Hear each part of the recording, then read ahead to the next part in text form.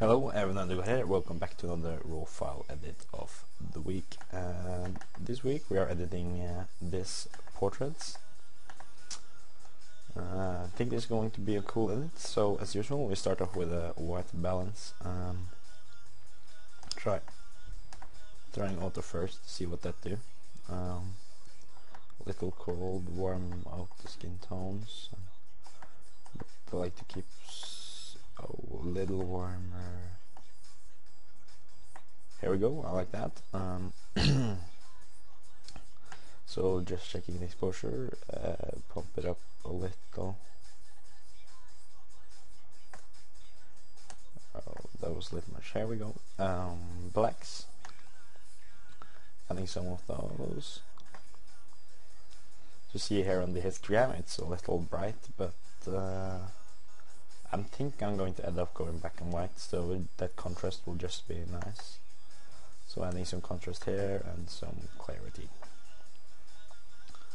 I think I'm going to touch vibrance and saturation, so just moving over here to tone curve.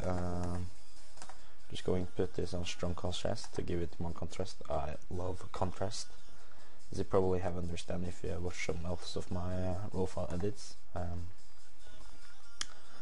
Sharpening, no.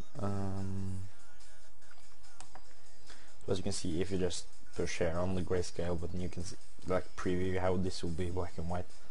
I think it's going to be really cool. Being able to pull out the pink, the purple in this, and make her face bright and this dark, and yeah, I think that would be cool. Just going through here to see if something else I want to add. I think I'm maybe going to add a little vignetting here. Yeah, something like that, just to pull you more into her face. That seemed okay. Yeah, so opening image in Photoshop to make the black and white conversion, and maybe and some other few tweaks. So just unlock it as a background layer, make a copy. I like to make copies. Going to start with sharpening her eyes. So going to go to filter, sharpen, and smart sharpen. Whoops. Sharpen, smart sharpen. I clicked the wrong one. And then we're just going to care about the eye. Don't think about nothing else.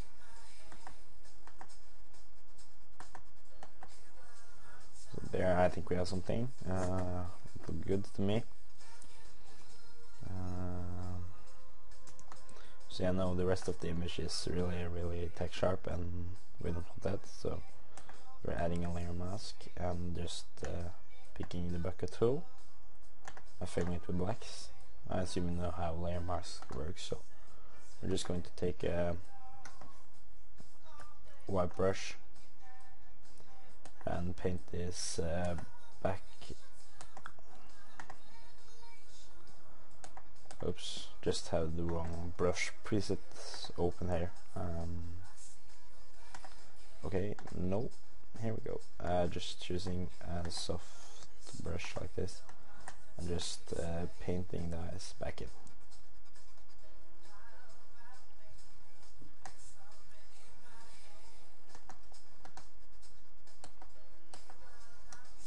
Here we go, and then we are going to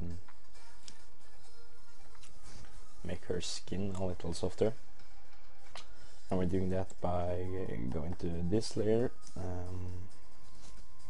go to channel, hold down Control and click RGB to get the selection. Then you're making sure you're on layer 1, and go Control C and Control V. Then just pulling that on top, and as you can see here, there's a layer with just part of her skin.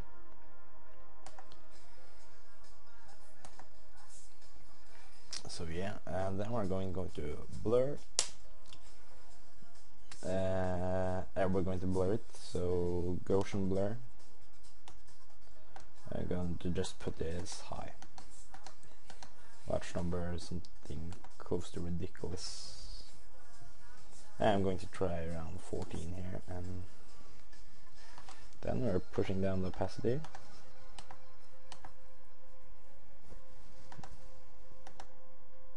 We're just going to blur out some of the details, and here